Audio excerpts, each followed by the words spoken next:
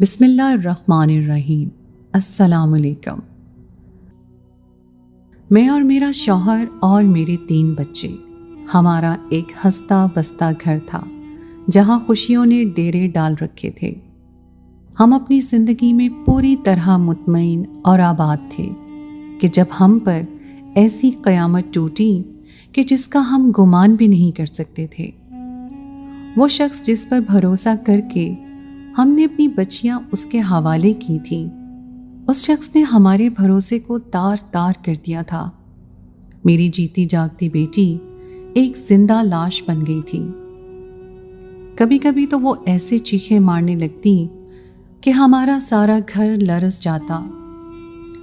میری شادی کو 10 سال ہو چکے تھے اور میں اپنی شادی شدہ زندگی سے بہت ہی خوش اور مطمئن تھی۔ میرے شوہر نے میرے لیے ایک نیا گھر خریدا تھا اور ہم لوگ حال ہی میں اس گھر میں شفٹ ہوئے تھے۔ یہ گھر ہمارے پرانے گھر سے بہت دور تھا، اس لیے ہم نے اپنے بچوں کو قریبی اسکول میں ایڈمیشن دلوا دیا۔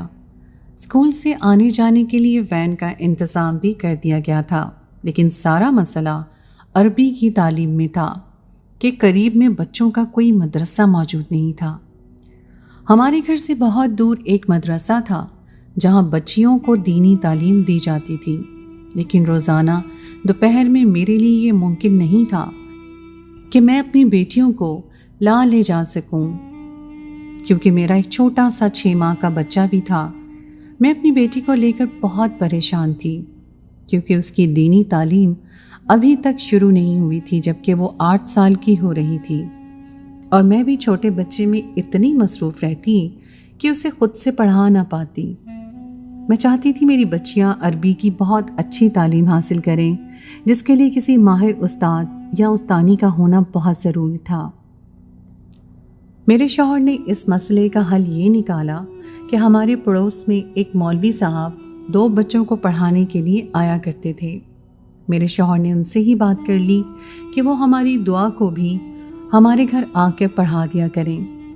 پہلے تو انہوں نے یہ کہہ کر انکار کر دیا کہ ان کے پاس وقت کی قلت ہے، لیکن جب میرے شوہر نے انہیں بتایا کہ بیٹیوں کو کہیں دور نہیں بھیج سکتے کیونکہ گھر میں کوئی اور موجود نہیں ہے، تو وہ مان گئے۔ میرے 3 بچے تھے۔ دعا 8 سال کی تھی اور زہرا 6 سال کی تھی، اور اس کے بعد اللہ نے مجھے بہت سالوں بعد بیٹے سے نوازا تھا جو صرف 6 ماہ کا تھا۔ مجھے اپنی دونوں ہی بچیوں کو دینی تعلیم دلوانی تھی، اسی لیے ہم نے مولوی صاحب کو اپنے گھر لگا لیا۔ مولوی صاحب بہت ہی اچھے تھے اور بچوں سے بہت ہی پیار کرنے والے تھے۔ میرے گھر آتے ہی وہ میری دونوں بچیوں کو پیار کرتے اور بہت ہی محبت سے پڑھاتے۔ میں کبھی مولوی صاحب کے سامنے نہیں گئی تھی۔ وہ ڈرائنگ روم میں بیٹھ جاتے اور میری دونوں بچیاں بھی ان کے ساتھ ہوتی۔ میں چھوٹے بچے کے ساتھ گھر کے کاموں میں مصروف ہو جاتی۔ مجھے بہت سکون ہو گیا تھا کہ اب میرے بچے اسکول کی تعلیم کے ساتھ ساتھ دینی تعلیم بھی حاصل کر لیں گے اور مجھے زیادہ مشقت بھی نہیں اٹھانی پڑے گی۔ مولوی صاحب کی میٹھی اور نرم آواز میرے گھر میں گونجتی۔ وہ میری بچیوں کو دینی تعلیم کے ساتھ ساتھ ادب اور آداب بھی سکھایا کرتے تھے۔ اب میں بچوں کی طرف سے بے فکر ہو چکی تھی۔ میری چھوٹی بیٹی تو مولوی صاحب کی بہت تعریف کرتی کہ وہ مجھ سے بہت پیار کرتے ہیں اور مجھے اپنی گود میں بٹھا کر پڑھاتے ہیں، لیکن میری بڑی بیٹی کچھ خاموش رہنے لگی تھی۔ میری بڑی بیٹی دعا ویسے بھی کم گو تھی، اس لیے شروع میں ہم نے اس کی خاموشی کو محسوس نہیں کیا، لیکن کچھ ہی عرصے میں ہم دونوں میاں بیوی کو یہ احساس ہو گیا کہ دعا کے ساتھ کوئی مسئلہ ہے۔ کئی دفعہ میرے شوہر نے اس سے پوچھا کہ بیٹا کوئی مسئلہ ہے تو بتاؤ مجھے۔ وہ کہنے لگی کہ وہ مولوی صاحب سے نہیں پڑھنا چاہتی، اسے مولوی صاحب بالکل بھی اچھے نہیں لگتے ہیں۔ میرے شوہر نے اس سے بہت پوچھنا چاہا کہ آخر وہ مولوی صاحب سے کیوں نہیں پڑھنا چاہتی، جبکہ زہرا تو ان سے خوشی خوشی پڑھ رہی تھی، لیکن دعا نے اس بات کا کوئی جواب نہیں دیا۔ وہ بس یہی کہتی رہی کہ اسے مولوی صاحب پسند نہیں ہیں اور اسے کسی اور سے عربی پڑھائی جائے۔ دعا کی بات سن کر میں پریشان ہو گئی تھی، کیونکہ بہت مشکل سے عربی کی تعلیم کا انتظام ہو سکا تھا۔ میرے شوہر نے مولوی صاحب سے اس بارے میں بات کی تو مولوی صاحب کہنے لگے کہ دعا کو صحیح سبق یاد کروانے کے لیے وہ تھوڑی بہت سختی کرتے ہیں، اسی لیے وہ ان سے بھاگنے لگی ہے، جبکہ زہرا بھی چھوٹی ہے تو وہ اسی لیے اس پر زیادہ سختی نہیں کرتے۔ مولوی صاحب کی بات پر میرے شوہر کو اطمینان ہو گیا کہ وہ ٹھیک کر رہے ہیں، پڑھائی میں تو بچوں کے ساتھ سختی کرنی ہی چاہیے، ہر بات پر لاڈ پیار کرنا بھی مناسب نہیں ہوتا۔ میرے شوہر نے رات سونے سے پہلے دعا کو اپنے پاس بلایا اور پیار سے سمجھانے لگے کہ بیٹا، پڑھائی میں انسان کو سب کچھ برداشت کرنا پڑتا ہے، اور مولوی صاحب جو بھی کر رہے ہیں تمہارے بھلے کے لیے کر رہے ہیں، اس لیے بہتر یہ ہے کہ تم بھی دل لگا کر سبق یاد کیا کرو۔ دعا کچھ دیر پریشان نظروں سے اپنے باپ کو دیکھتی رہی اور پھر خاموشی سے چلی گئی۔ اس دن کے بعد سے دعا نے مولوی صاحب کی کوئی شکایت نہیں کی تھی، لیکن وہ بہت ڈری ڈری سی رہنے لگی تھی۔ میں نے جب بھی اپنے شوہر سے اس بارے میں بات کی، وہ کہنے لگے کہ ہم بچوں کو ابھی سے استاد کی عزت کرنا نہیں سکھائیں گے اور بار بار مولوی صاحب سے سوال کریں گے تو ہو سکتا ہے کہ وہ ہمارے بچوں کو پڑھانا ہی چھوڑ دیں۔ تم بچیوں کو مدرسے لانا لے جانا نہیں کر سکتی ہو اور دوسرا مولوی ڈھونڈنا بہت ہی مشکل ہے۔ آج کل کے مولویوں کے ہدیہ بھی بہت زیادہ ہو گئے ہیں اور میں اتنی مہنگائی میں یہ سب کچھ افورڈ نہیں کر سکتا ہوں، اور میں کسی بھی شخص کو کیسے اپنے گھر میں اپنی غیر موجودگی میں آنے کی اجازت دے سکتا ہوں؟ یہ مولوی صاحب تو کافی عرصے سے پڑوس کے بچوں کو پڑھا رہے ہیں، اسی لیے میں ان پر بھروسہ کر سکتا ہوں۔ اپنے شوہر کی بات سن کر میں خاموش ہو گئی۔ وہ صحیح کہہ رہے تھے۔ اگر مولوی صاحب بار بار کیے گئے سوالات اور پوچھ گچھ سے تنگ آ کر پڑھانا چھوڑ جاتے تو میرے لیے ہی مشکل کھڑی ہو جاتی۔ میں نے ایک دو دفعہ دعا کو پیار سے سمجھا دیا کہ بیٹا، استاد اگر غصہ بھی کرے تو ڈرنے کی کوئی بات نہیں ہے، بلکہ اپنی غلطیوں کی اصلاح کرنی چاہیے۔ دعا نے دبے لفظوں میں کہا کہ وہ مولوی صاحب سے پڑھنا نہیں چاہتی۔ میں نے اسے سمجھایا کہ اس کے سوا اور کوئی راستہ نہیں ہے، اور مولوی صاحب تو بہت ہی اچھے ہیں، وہ تو بہت ہی محبت سے پڑھاتے ہیں۔ میری بات سن کر دعا رونے لگی تھی۔ میری سمجھ میں نہیں آتا تھا کہ میری اچھی خاصی بیٹی کو کیا ہو گیا ہے۔ جب میں نے یہی بات فون پر دعا کی دادی سے کہی تو وہ کہنے لگی کہ بچی کو نظر ہو گئی ہے، تم اس کی نظر اتار دیا کرو۔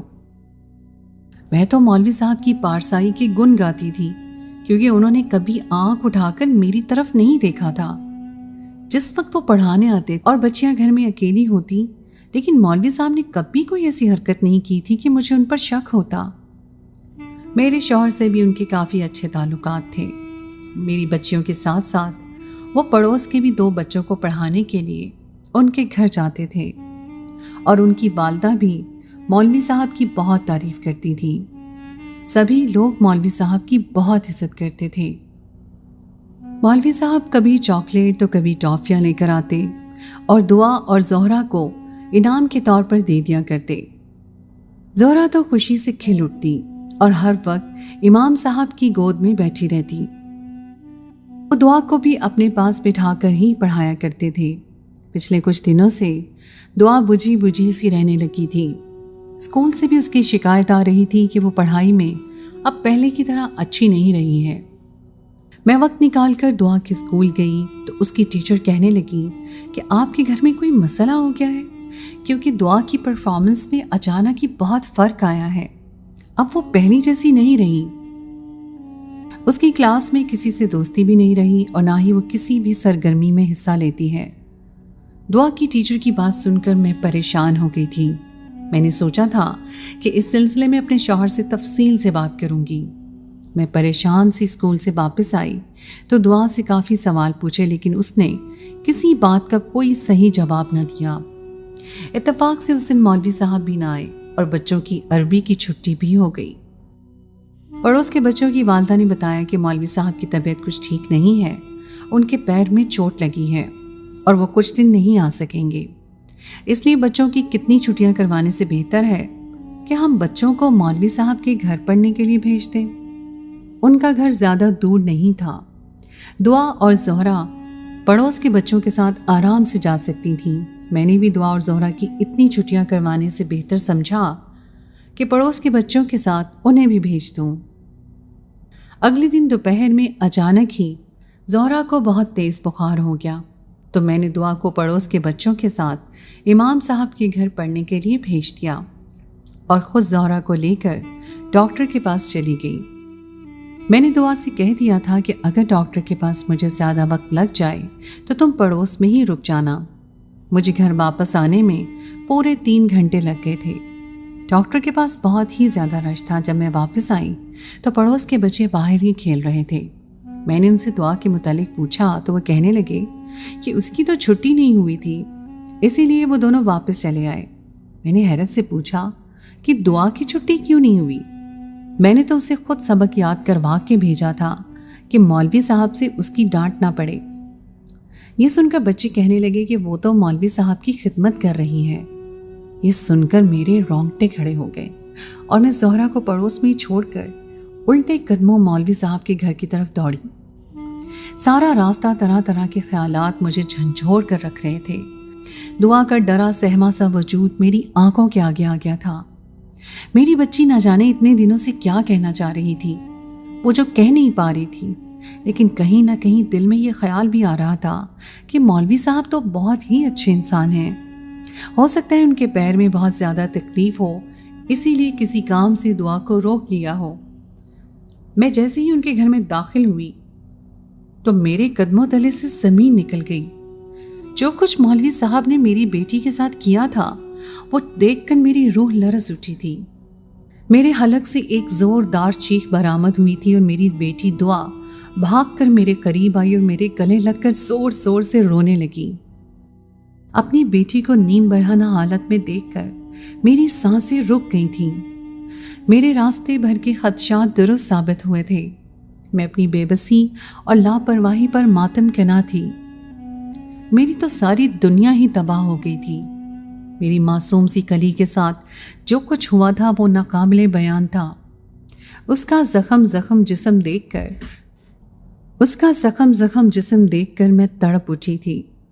मैं रोती पीटती मौलवी साहब को बद्दुआएं दे रही थी और उनका गिरेबान पकड़कर झंझोड़ रही थी कि उन्होंने मेरी मासूम सी बेटी के साथ ये क्या कर दिया, किस बात का बदला लिया है हमसे।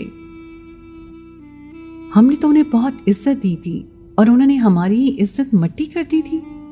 मेरी समझ नहीं आ रहा था कि मैं उनसे किस तरह इस बात का हिसाब लूं और अपनी नन्ही कली को किस तरह से अपनी आगोश में भरकर दुनिया से छुपा लूं। मेरी बेटी इस तरह मेरे सीने से लिपट कर सिसक रही थी कि मैं कांप गई थी। मौलवी साहब को हरगिज़ भी अंदाज़ा नहीं था कि मैं इस तरह अचानक उनके घर पहुंच जाऊंगी। उन्हें तो लगा था कि मैं अपनी बेटी को उनकी खिदमत में छोड़कर भूल जाऊंगी। मेरी चीखों पुकार से पास पड़ोस वाले जमा हो गए थे, क्योंकि मैंने बहुत ज़्यादा हंगामा खड़ा कर दिया था और सभी लोग मौलवी साहब का असल चेहरा देखकर हैरान रह गए थे। कोई भी नहीं सोच सकता था कि बज़ाहिर पारसा नजर आने वाला ये मौलवी दरअसल एक शैतान है जिसने मौलवी का रूप धारा हुआ था। कुछ लोगों ने तो मौलवी साहब को बुरी तरह मारा भी था। मेरा बस चलता तो मैं उसी वक्त मौलवी साहब का कत्ल कर देती। उन जैसे दरिंदों को जिंदा छोड़ना दूसरों की बेटियों को बर्बाद कर देने के मुतरादिफ था। लोगों ने फौरन पुलिस को फोन करके बुलाया और मौलवी को उनके हवाले कर दिया। पुलिस फौरन ही मौलवी को लेकर चली गई थी और मैं अपनी बेटी को अपनी चादर में छुपाए घर ले आई थी। सारे मोहल्ले में बात फैल गई थी कि मौलवी साहब ने दुआ के साथ ज्यादती की है। जब मैं मौलवी साहब के घर पहुंची थी उस वक्त मौलवी साहब मेरी बेटी के साथ इंतहाई नाज़ेबा हालत में थे और मेरी बेटी बुरी तरह रो रही थी।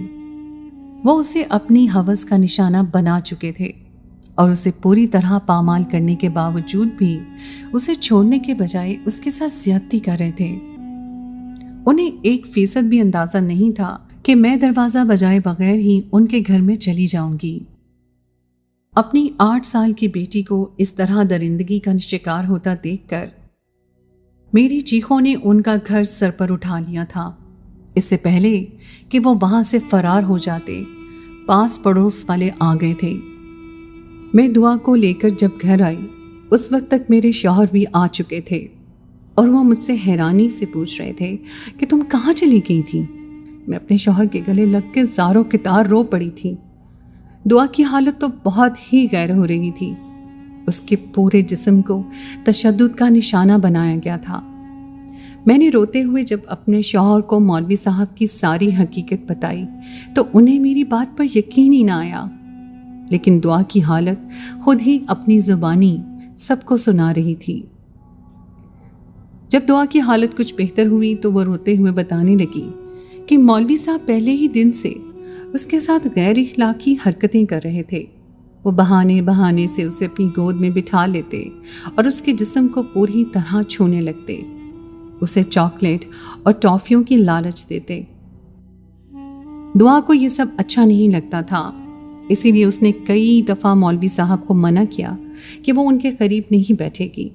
مولوی صاحب نے اسے دھمکایا کہ اگر وہ ان کی گود میں بیٹھ کر سبق نہیں سنائے گی تو وہ بابا سے شکایت کر دیں گے کہ دعا نے صحیح سے سبق یاد نہیں کیا ہے۔ مولوی صاحب نے دن بدن میرے ساتھ عجیب و غریب حرکتیں کرنی شروع کر دی تھیں۔ کبھی کبھی تو وہ اپنی ساری حدیں پار کر جاتے۔ ظاہرہ کیونکہ چھوٹی تھی اس لیے وہ اس بات کو محسوس نہیں کرتی تھی، لیکن مجھے یہ سب بالکل بھی اچھا نہیں لگتا تھا اور میں اسی لیے مولوی صاحب سے پڑھنا نہیں چاہتی تھی۔ لیکن میں نے کبھی ڈر کے مارے یہ بات نہیں بتائی کیونکہ مولوی صاحب مجھے بہت زیادہ ڈراتے تھے۔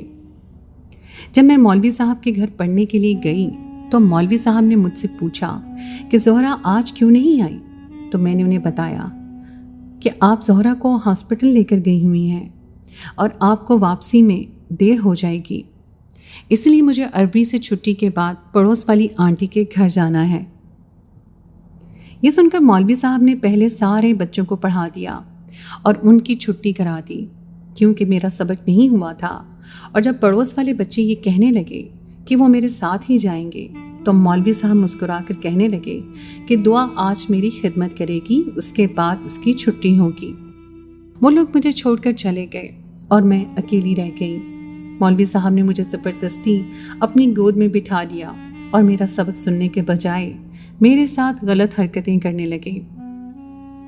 میں نے روتے ہوئے مولوی صاحب سے کہا کہ مجھے چھوڑ دیں، لیکن وہ کہنے لگے اگر تم نے شور مچایا تو میں تمہارے باپ سے تمہاری شکایت کروں گا کہ تم پڑھائی نہیں کرنا چاہتی ہو، تمہیں میری خدمت کرنی ہوگی اور جیسا میں کہتا ہوں ویسا ہی کرنا پڑے گا۔ تمہارے باپ کو میری ہر بات پر بھروسہ ہے، وہ تمہیں زبردستی میرے پاس بھیجیں گے۔ یہ کہہ کر انہوں نے میرا لباس اتار دیا اور مجھ پر بہت ظلم کیا۔ دعا کی بات سن کر میں نے اپنے کانوں میں انگلیاں ڈال لی تھیں کیونکہ اس سے آگے سننے کی مجھ میں ہمت نہیں تھی۔ میں نے جب اس کا جسم دیکھا تو میں لرز اٹھی۔ میری 8 سالہ بیٹی کے ساتھ ایسا وحشیانہ سلوک تو کوئی درندہ بھی نہیں کر سکتا تھا۔ مولوی کے روپ میں وہ انسان نہیں بلکہ کوئی شیطان تھا جس نے میری معصوم سی بچی کو اس قدر اذیت پہنچائی تھی کہ وہ بیٹھے بیٹھے چیخیں مارنے لگتی تھی۔ میرے شوہر کی حالت بھی بہت خراب ہو گئی تھی۔ وہ پولیس اسٹیشن گئے تو وہاں جا کر معلوم ہوا کہ وہ مولوی دراصل کسی گاؤں سے آیا ہوا تھا جو کوئی مولوی نہیں تھا، بلکہ جب اسے کوئی روزگار نہ ملا تو اس نے عربی کی تعلیم دینے کا سلسلہ شروع کر دیا۔ اس کے پاس کوئی سند بھی نہیں تھی، وہ جہاں بھی جاتا کرائے کا گھر لیتا اور ایسی ہی حرکتیں کرتا، اور جب وہ پکڑا جاتا تو وہ فرار ہو جاتا۔